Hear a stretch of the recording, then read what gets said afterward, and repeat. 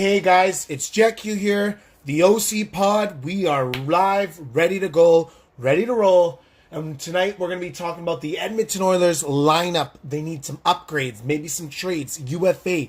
Who knows? We'll get all into it and dip into this once and for all because, as you know, we have missed the playoffs way too many times. And we got one line, but we need two, we need three, we need four. We got to change here. So I just want to start off here. Speaking of last year, and last year to me, listen, Draisaitl, McDavid, we can't stop them. They need to play together. It doesn't matter if you want Draisaitl to play, the center on the second line, whatever. No, it's not happening that way. Every team needs a duel, or even sometimes you need three great players on a line just to survive. I mean, Colorado did it this year, right? They have three great players all on one line. Sometimes it needs to happen. Whatever that case is, we need Draisaitl and McDavid together. They're too good together to give up on, and their chemistry is unreal, and it just works. So, to make that line one, with Draisaitl getting 50 goals this year, and McDavid 41 this year, those are all career highs for Draisaitl with the 50 and 55 for 105 points. And McDavid just obviously keeps getting better, as we know. 75 assists, that was a career high for him. 116 points, another career high. So, certainly, he keeps elevating his play, and Draisaitl's too. So, to me, yes, thank you, Kassian, for, sticking on that first line and just, getting in there at the end and getting some points here and there. But listen, guys, 79 games played, 15 goals, 11 assists, 26 points for Kassian. It doesn't matter. That's not good enough. You love him. He's got a valuable place on our team, but not first line. You can't put those guys there, and that's what hurts us. So what do we got to do? We got to do something this year. We got to make sure that first line is a first line and a line to be reckoned with. So to me, we got McDavid and Draisaitl. We got a question on the other side, on the right or the left. Whoever is available, if it's a good player, I don't know, we'll move somebody. Second line, we got Nugent Hopkins, of course, 69 points this year, career high. 28 goals, 41 assists, nothing wrong with that. Played 4 years, and he's played 76 to 82 games played in that, so that's not bad.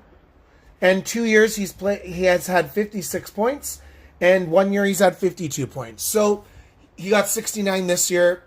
Listen, this guy obviously has room to grow. I see him as a 70 to 80 point type of player.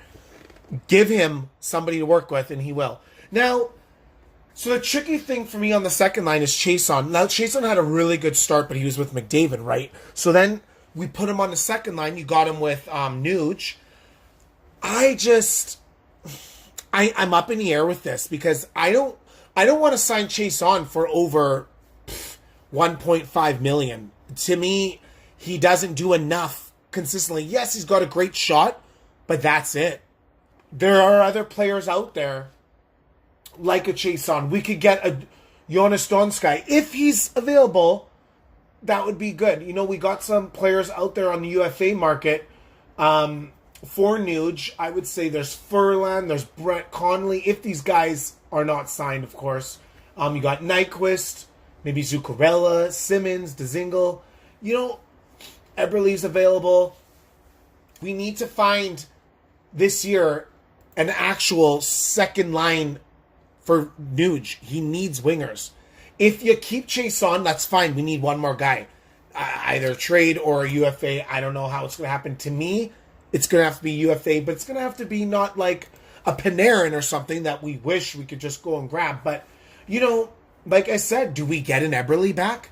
Is he cheaper than $6 million? I would think so. We only got 19 goals this year. Having an okay playoff year, right? Doing really well. That's nice to see. We got Nyquist at 22 goals this year, 50 plus points. Zuccarello. See, for me, Zuccarello, he's fast, shifty type of skater, right? But he is a playmaker. He is not a goal scorer. And I think people get that twisted sometimes. Zuccarello is only a 50-point player.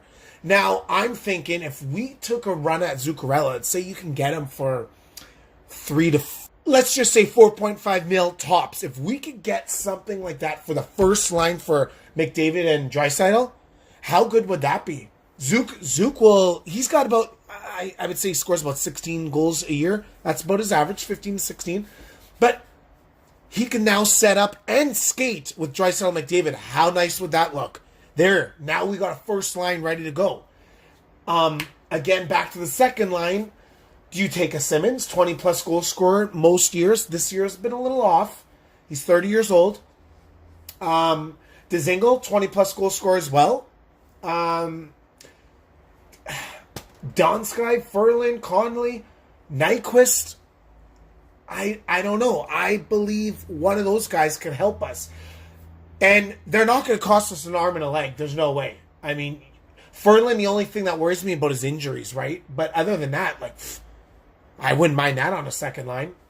You know, a Brett Conley might be. But so, our first two lines, you guys, we need to find another winger for Nuge. And it has to be a legit top six. I'm so sick and tired of the Oilers grabbing guys that aren't top six, and we're just throwing guys in there. It's not helping us. Our top players can't benefit from the hopes and prayers from our GM or our coach just throwing guys in there. No, you have to go out and legit get a winger. And Zook would be perfect for McDavid and Draisaitl to me. I just think he works that speed, that playmaking skill. Now, at a price. I'm not willing to spend, $5 million on him. Sorry. It's not worth it. Try and sign Chiasson. He's a 22 goal scorer this year. I mean, you can't doubt 22. It was there. He scored it. So if we could get just another 20-plus goal scorer on that second line, right? Look, now you got Nuge at 25-plus goals a year he gets. If you can get Chiasson around 20 again, and another guy at 20-plus goals, boom, there's your second line. The third line, we got Gagne. To me, that would be my third line center. And you can have a Cassian. Cassian's a very valuable. I think he would be perfect for that third line. He can skate as well. He can crash and bang. And, of course, he can put the puck in net. 15 goals this year. Nothing wrong with that. So you get him getting, 10 to 15 goals a year. That's perfect. And Gagne could get, you would think, 15 goals at least. So, again, who do we put there on that side? Tobias Reeder, gone. Fourth line, we have Colby Cave. I really liked what I seen out of Colby Cave, you guys. Near the end of the year, I thought he was really starting to form into Edmonton and feel like part of the team. Now, my point is that stop giving up on a guy that looks like he's starting to get better and fit into the system. Like, we just traded away freaking Strome for nothing. We literally got nothing for him. Right? I think we got to take Lucic on the fourth line. He's got to stay there. He has to. Sorry, but he's trended down for the last 2 years. He doesn't have the speed to play. You got to stick him on that fourth line where he can crash and bang. You hope he can score a few goals, but just have some intimidation factor out there and some leadership and veteranship there. On the other side, we got to sign Kara. If we don't sign him, to me, Kara's got 18 points this year. Didn't play all the games, of course. So if you can get 18 points from him, say you set him on a fourth line with Colby Cave, you got speed there between Colby and Kara. You got puck control there. Kara loves the puck control. I just think his IQ isn't up to his skill set. But right now, $675,000, you guys, that's nothing. It's perfect. Stick with that. Sign him for, give him another $200K, whatever.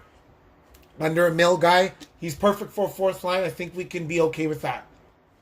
For our third or fourth line, I think one of our younger guys of the Oilers need to step up, right? We got Puljujarvi. To me, he's not ready. He's had 46 games played, 4 goals, 5 assists, 9 points this year. I'm sorry, but I haven't liked what I've seen out of him lately.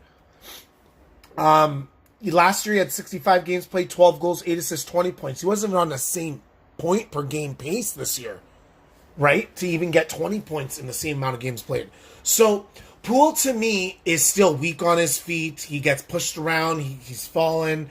What I actually see out of Puljujarvi is what I've seen out of Yakupov. And my problem with Yakupov was these guys had all the potential in the world, but when they came to the NHL club, which was the Oilers, and they played with us, all of a sudden they didn't have the same confidence. And I don't know if that's just rushing a player. It very well can be, right? They're young. They're playing against men now. So Puljujärvi to me is doing the same thing that Yakupov did. No puck control. Let's grab the puck, pass it away, or shoot it in, blah, blah, blah. You need to take that puck. You need to have control of it. You need to feel the puck. Because if you're not feeling the puck, how are you supposed to get in the game? How are you supposed to feel the vibe playing scared? And I don't want to see us throw Puljujärvi away yet. I think maybe for the right piece, I would trade him. Because, listen, and the only way I would trade Puljujärvi is with one of our defensemen, you know what I mean? A Larson or a Sekera, just to butter up a trade. If that has to be, I think we have to do it.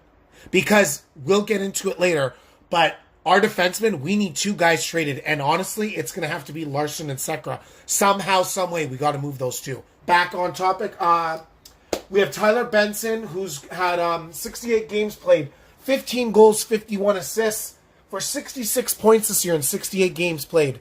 That's pretty damn good in the AHL. Good for him.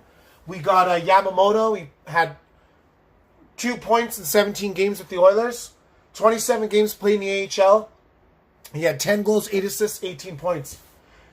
Josh Curry, I really, really started to like this kid when they brought him up into the NHL. And with the AHL, he had 53 games played, 27 goals, 14 assists for 41 points. And Curry also had 2 goals, 3 assists, 5 points with the Oilers. And to me, I was really digging what he was doing.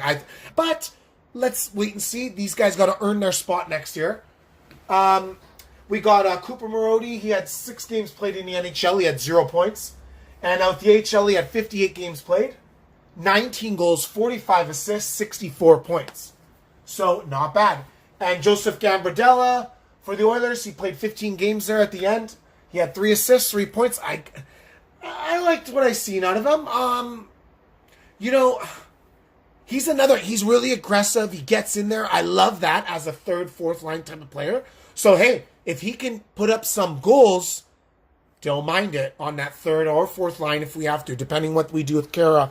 Because I think Kara's a 4th line guy. We got to stop moving these players up that are not a 3rd line player or a 2nd line player. Kara is a 4th line player, period, because of his IQ. So for Gambardella, he had 29 goals, 19 assists, 48 points in 50 games played. So a really good AHL season for him, right? So to me, one of these guys have to step up for Edmonton. And listen, I know everyone, I don't want to bring up these guys because blah, blah. We rush them and this and that. No, but guys like Josh Curry, Cooper Marody, Gambardella, maybe Kailer Yamamoto. I don't know. We'll have to see what he does if he grows a little bit. But all these guys and Tyler Benson, Puljujärvi, they all deserve a chance to make the roster. One of them deserves a chance. Now, if they earn it, perfect. If they don't, then no, they don't deserve to be up here. But in my opinion, and indefinitely, one of them can make it. I really believe that, especially Josh Curry. I just think, you know what, this guy's got more to show us, and you put him on that 3rd line. I just love what I see him. He's just not scared to play. He gets in the corners and he works his ass off, and that's exactly what the Oilers need. That type of player. We'll see, but I just think there is potential there for one of those boys to step up and be in the lineup. Yeah. So for our forwards, that's what I truly see. For Nugent Hopkins, we got to try and sign Chiasson, and if we can get him for that 20 goals, like I said, we got one more side to fill. Who is it going to be? I don't know. But you can't put Kassian and Lucic there. Edmonton, you can't put them there. They're not 2nd line players, and we're just basically spinning in circles and doing the same thing we did for the last 2 years. So, now for the defensemen. Here we go. We got Klefbom, Larson, we had Russell Nurse, and Benning and Sekera. We could see the emergence here of one of our D crops, and that'd be very beneficial to us. We got Caleb Jones here, who had 1 goal, 5 assists, 6 points. He didn't look bad in Edmonton, actually, when he was up here for 17 games. I really, really like that he's a puck-moving guy, and that's exactly what Edmonton needs. A guy that can skate and, of course, thread the needle. In the AHL, he had 50 games played, 6 goals, 23 assists, 29 points. William Ligason, 67 games played, 8 goals, 19 assists, 27 points, but plus 25. And yeah, I know some people are like, plus minus doesn't matter. it matters a little bit, and a plus 25 is unreal.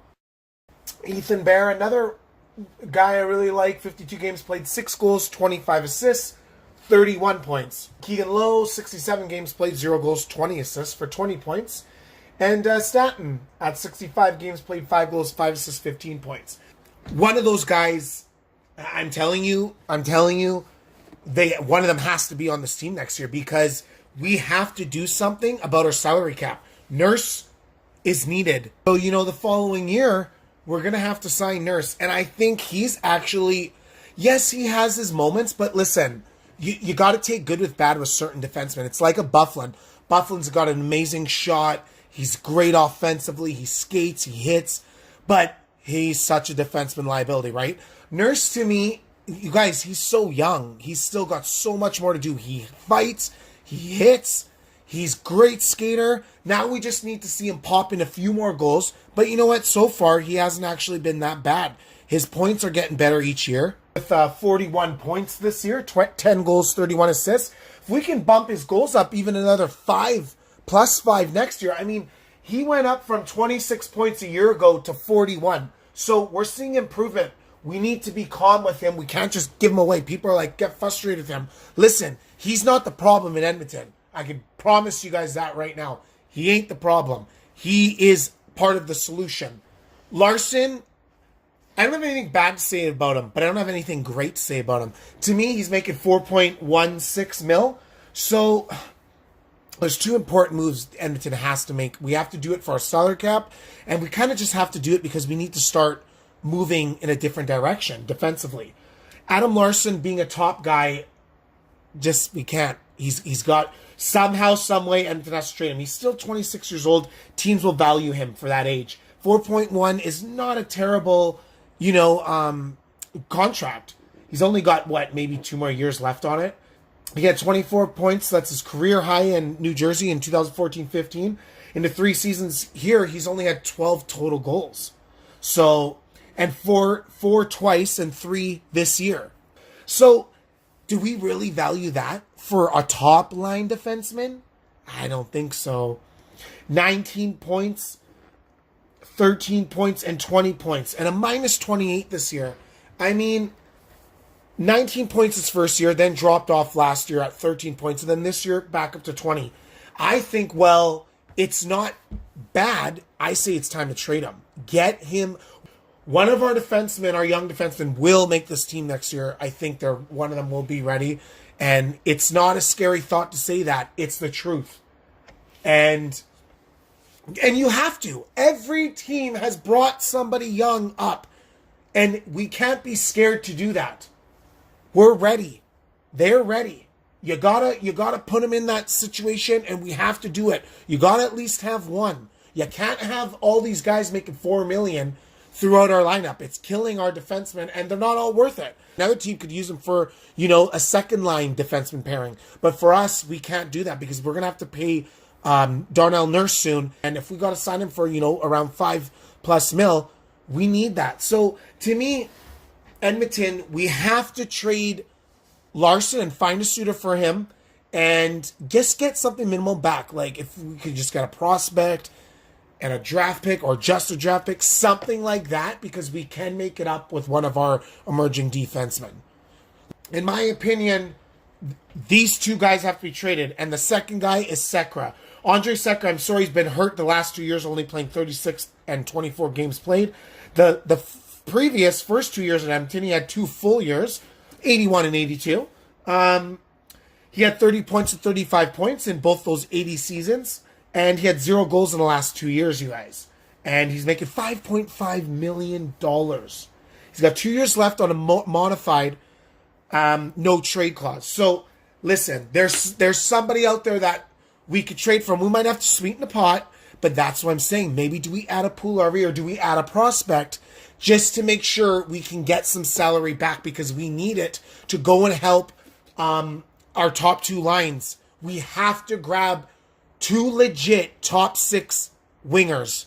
One for McDavid and Draisaitl's line and one for Nuge. That's why it's so important Edmonton has to trade Sekera and Larson. You have to. There's no if, ands, buts about it. And we will be okay. We're not gonna slack off that bad. Benning had a freaking really good year. I know some people, rag on him, but he actually played really good. And Russell, I'm sorry, but I'm not on the fence of the people just want to get rid of him. I'm sorry, that guy blocks more shots, saves more goals. I like him. He's a fast player. Yeah, he makes mistakes defensively at times too, but I see lots of positives with him. I think we need to stick with him. And when his contract is up, or maybe a year left, maybe then we can look and see what's up. But right now, honestly, we need him for next year. If we could sweeten Sekera and a prospect or a pool RV, something like that, and get a six defenseman type of guy who's actually six defenseman. You guys, we have Sekera who's making $5.5 million for a six defenseman or, a third line pairing. Huh? That's absolutely gong show. It's not right. It's wrong on all levels. You can't do it, and that's why I'm saying it has to be traded. Those are the two that have to be traded this year, and we'll see what happens, but they have to be the two to make sure and for sure go. Trading a Benning does nothing for us. Where's that saving us money? What is that doing for us? He's fine as a third line pairing, so leave him. Get him somebody else to pair with. So that's kind of where I'm at with our lineups here. Just kind of wanted to talk about it for our, season ending type of situation. Going into the draft here, I believe Alex Turcotte is the guy we want. He's a centerman, I get it. But listen, this guy possesses a shot. And he's got great moves. He's shifty. And he's just aware. And if he does go, and which could be an honest chance that he's gone before we get him, I would maybe look at Kirby Dach. He had 73 points this year in 62 games. He had 25 goals. He's on his way up. And of course, we're not rushing them. We don't need them next year. One of those two would be a blessing for us in the draft. We'll see as we get closer. Anyway, we'll get more into that as we get there, but that's kind of where I'm at. I want to hear what you guys have to think and say. Oil Country, let's talk about it. Thank you guys for listening for our first episode ever. It's a start. We're ready to rock, ready to roll. And Oil Country, just keep being faithful. No one can ever take that from us. I look forward to always coming there. I was there this year. It was such a beautiful arena. It was just everything bigger and better than I thought. I knew it was going to be good, but I never knew it was that great. And for me, Edmonton is a city that I absolutely get so stoked for when I get a chance to go. It's probably because I don't live there, and Edmonton Oilers are my favorite team, of course. And it's just, I'm surrounded by the Jets, and it's just not for me. So when I get to go see all the Oiler hats just walking around Edmonton, and I see the logos everywhere, and the Oiler signs and all the merchandise, it just pumps me up, and it's an amazing feel. And I try to come to Edmonton every 2 years, and I buy so much merch, bring it home, put it all together, and try and feel as close to Edmonton as possible. So thanks guys so much for listening, and I can't wait to just keep going in more and more in depth with all this stuff, and we'll see what we do. But talk to you later, guys. Thanks for hanging in there with me. Enjoy your day.